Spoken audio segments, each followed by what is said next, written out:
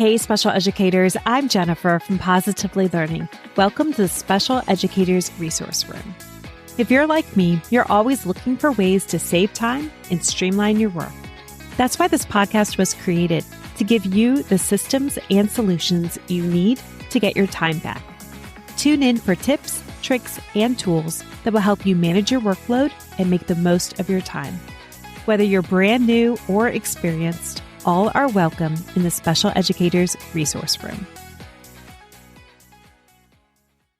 Hey, special educators, it's Jennifer from Positively Learning. Thanks so much for tuning in. Let's talk strategy, specifically how we plan our instruction for students. As special educators, we are very used to doing whatever it takes, which means we are trying any strategy that's going to work with our students. And very rarely do we find ourselves reaching for the same strategy over and over again, except this one exception, and that is using backward planning. Have you used this strategy? I'm going to spend this podcast episode persuading you to use backward planning for your own lesson preparation. I'm just kidding. I'm not actually going to try to persuade you, but I am going to share facts and my opinion and why I chose to use it.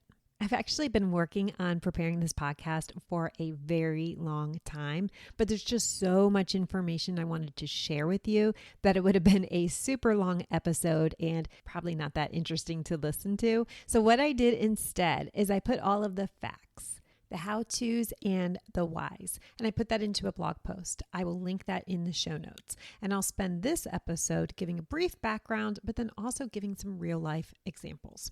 But first, let's fill in some background information. Understanding backward planning, the basics. So backward planning takes that traditional lesson planning design and flips it on its head. We're starting with the end in mind, and then we're working our way backwards. We know what the goal is. Now let's work, how are we going to get there? It sounds like writing IEP goals, right?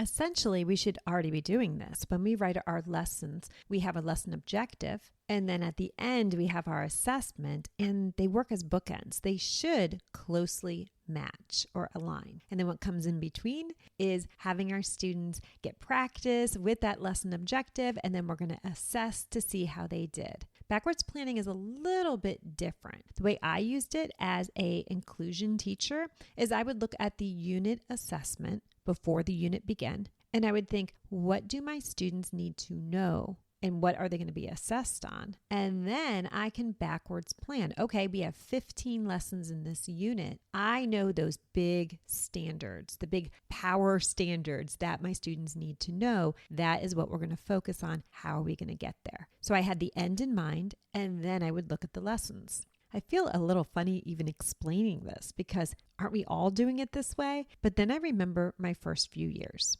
I guess what I was doing was forward thinking. So I was looking at the unit, those 15 lessons, and I was thinking, what is my student going to be learning? What activities are we going to be doing? Where am I going to supplement? And then I would start teaching, and all of a sudden, we're at the end of the unit, probably ran out of time, and it's time to be assessed. And then my students didn't do so well. By backwards planning, I could pull out, here's what we need to know. Here's what we need to understand, because we're going to be applying this on that assessment, and that's going to give me that feedback if you really understand those standards or not. Now, one objection may be, that's like teaching to the test, right? And I think absolutely not. That is nothing like that. What I'm doing is looking at this unit as a whole. I'm starting at the end. What standards will my students be assessed on? And the assessment is not like a fill in the blank standard. It's an application of the standard. So now I know when I'm teaching those 15 lessons, which standards I'm going to really be diving into, giving my students a chance to experience and get practice with, so that when we get to the assessment, they can show what they know about those standards. Here's another example of backward design, this time with vertical planning. At our school, the K-4 special educators met as a team. For the meeting, each special educator focused on one grade level and pulled out what we consider the power standards, what we wanted every student to know at that grade level, be able to master, demonstrate. At the meeting, we collaborated. For example, the second grade teacher would work with the first grade teacher, look at those standards and say yes or no, add some, delete some, and the goal was, this is what we want first graders to arrive with when they come to second grade. So we did this for a while. It was a lot of adjustments. We actually put this on the wall. So every standard was on its own sticky note, color-coded, of course, and it was like a huge Tetris board. And at the end, you could see K, first grade, second grade, third grade, and fourth grade, and you could watch the journey of what students were learning, those power standards from grade level to grade level. And you could clearly see the end goal, what we wanted our students to be able to do, and then work backwards. At the end, all of those sticky notes were typed up into one helpful reference tool, and it was a huge time saver. We were able to focus, zero in on those power standards, and we used these as we were assessing students, thinking about IEP goals and objectives, and of course, instruction. There are many helpful tools out there for backward planning. You do not need to reinvent the wheel. First is a scope and sequence. Do you have access to one?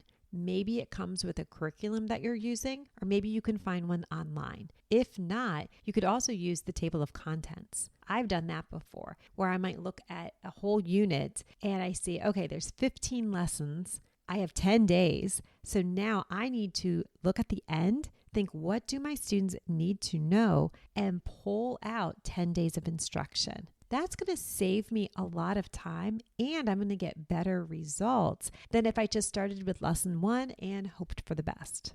There's also a website that I used all the time. It's called Achieve the Core. Have you used it? You definitely want to check this out. It's for math, and what you can do is check on the standard that your student is working on, and it shows you the prerequisites that come before that standard. So there you can backwards plan. Okay, my students are working on this standard. This is what they need to know. They are struggling. What am I going to do?